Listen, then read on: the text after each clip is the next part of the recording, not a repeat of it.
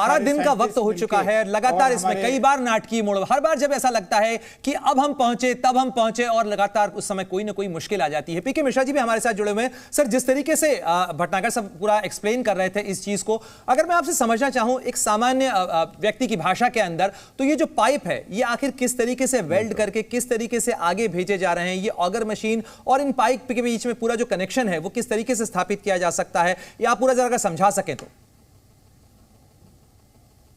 ये auger machine जो है वो आप ये बता रहे थे, ये प्लेटफॉर्म के ऊपर उसको फिट किया जाता है और वो ड्रिलिंग करता है, जो कि इंदौर से उसको लाया गया था। और जब वो ड्रिल करता है उसके बाद हमारा जो 800 mm का पाइप है और वो तकरीबन 6 मीटर का है, उसका लेंथ होता है 6 मीटर का। 6 मीटर का जो जहाँ तक पाइप गया उसके आगे जो है और 6 मीटर का पाइप उसको वेल्डिंग किया जाता है ताकि उसके बीच में, दोनों के बीच में गैप न रहे। वो वेल्डिंग उस मुताबिक करना पड़ता है ताकि उसमें ना एयर जा सके, ना वाटर जा सकते, ना वाटर वेपर भी न जा सके।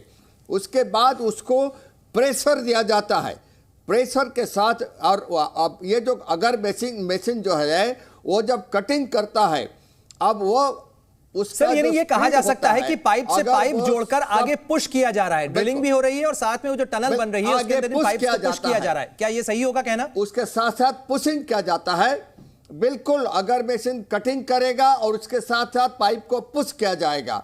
अभी जब जो लोग अंदर में है, अब जब पाइप पूरा सपोज हमारा अभी 15 मीटर रह गया है तो दो लगे या 3 लगे, जो भी लगेगा, उसके बाद जो है आप ये मत समझिए कि अगर हम उसमें कोशिश में सफल हो गए तो वो इकट्ठा निकल आएंगे, नहीं। उसमें जो है वो नीलिंग पोजीशन में लोग जो हमारे मजदूर हैं बाहर निकल नहीं सकते। उनको निकलने के लिए जो व्हील ट्रॉली जो है वो एक ही ट्रॉली चल सकता है, दोनों ट्रॉली तो चलेगा नहीं। एक ही ट्रॉली में अगर हम एक एक करके लाएंगे तो 41 श्रमिकों को आने के लिए भी 4 घंटा मिनिमम लगेगा। और अभी जो सिचुएशन है, मैं क्लियरली बता रहा हूं, अभी जो सिचुएशन है प्लेटफॉर्म को स्टेबलाइज करके जो अगर मशीन को रिपेयर किया गया है, उसका जो ब्लेड है उसको जो चेंज करके जो किया गया है, इसमें टाइम लग रहा है। मेरे को उम्मीद है कि ये जो कटिंग और पुशिंग जो है इसका काम जरूर 2 घंटे में शुरू हो जाएगा। और ये जो 15 मीटर का व्यवधान है, बेशक 2 पाइप में 12 में नहीं हो सकता है, तो बिल्कुल सर, इंजीनियर्स की तमाम कोशिशों के साथ में देश की दुआएं भी जुड़ी हुई हैं। हर कोई ये प्रार्थना कर रहा है कि जल्द से जल्द ये जो कोशिशें और कवायदें चल रही हैं उस सिलक्यारा टनल के अंदर वो पूरी हो। नवीन भटनागर जी, मैं आपका भी रुख करना चाहूंगा। आपने इस तरीके के कई ऑपरेशंस हैंडल भी किए हैं, ऐसे में जो एनडीआरएफ के एक्सपर्ट्स होते हैं, जो वहां पर लोग तैनात होते हैं, उनके लिए कम्युनिकेशन कितना महत्वपूर्ण हो जाता है, खासतौर पर उन लोगों से जो डिस्ट्रेस में हैं, जिनके लिए ये रेस्क्यू ऑपरेशन चलाया जा रहा है? क्योंकि जाहिर तौर पर आप लोग बात करते रहते हैं, हम लोगों ने भी ऐसे जितने ऑपरेशन कवर किए हैं, ऐसे में कांस्टेंट कम्युनिकेशन रखा जाता है। किस तरीके से आप हैंडल करते हैं, कैसे हौसला बढ़ाते हैं उस व्यक्ति का जो अंदर फंसा हुआ है?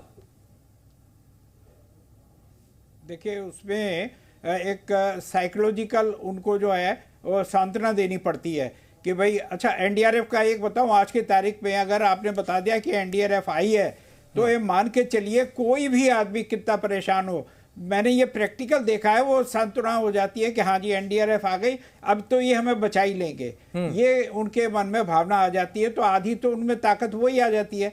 और दूसरा ये है कि हम लोग उनको पैसिफाई करते हैं कि भाई हम कोशिश कर रहे हैं, इस तरीके से आगे बढ़ रहे हैं, आप घबराए नहीं, आपको हम सेफ निकाल लेंगे। और दूसरा सबसे बड़ी बात क्या, एनवायरनमेंट को हम लोग कोशिश करते हैं कि इको फ्रेंडली बनाया जाए ताकि लोगों को कोई घबराहट ना हो। लेकिन नवीन जी, जब इस तरीके के हालात होते हैं, आपने उन्हें समझाया कि बस हम करीब तक पहुंच गए हैं, कुछ ही घंटों में आपको निकाल लेंगे, आप अपना हौसला रखिए, लेकिन उसके बाद ऐसा डिले आता है जिसके अंदर आपको भी नहीं पता, इंजीनियर्स को भी नहीं पता कि कितना वक्त लग सकता है, उस समय में क्या मैसेज रिले किया जाता है? इस समय क्या कहा जा रहा होगा उन मजदूरों को? बस ऐसी जैसे बिल्कुल बिल्कुल उनको समझाया जाता है। फिर यहाँ तो अच्छी बात है, डॉक्टर साथ में हैं और साइकोलॉजिस्ट भी हैं वहाँ पर जो उनको पैसिफाई करके, मजे की बात उनके रिश्तेदार भी हैं वहाँ जो उनसे कम्युनिकेशन स्थापित हो गया है। तो उनका अब रिश्तेदार अगर बताएगा तो नेचुरली उनके मन में वो आ जाती है हिम्मत। और दूसरा वहाँ पर जो अंदर कुछ ऐसे लोग हैं वर्कर, सुपरवाइजर वगैरह, जो उनको योगा करवा रहे हैं। एक्सरसाइज करा रहे हैं, हिम्मत दे रहे हैं। और उसमें 2 लोग तो ऐसे हैं जो ऑलरेडी एक बार ट्रैप में फंसे थे। तो अब आप सोचिए कि चारों तरफ से भगवान मदद कर रहा है, और मैं उम्मीद करता हूँ कि बहुत जल्दी हम लोग सक्सीडेड होंगे। अब ये मैकेनिकल फॉल्ट हो रही है, इलेक्ट्रॉनिक, मैकेनिकल और ये इलेक्ट्रिकल, ये सब फॉल्ट्स हो रही हैं, तो ये तो अपने हाथ में नहीं है। और जहाँ तक हमारा सवाल है, अब जैसे ये ऑब्स्ट्रक्शन आई तो इसे एनडीआरएफ वाले BA सेट लगा के गए और दूर कर दी।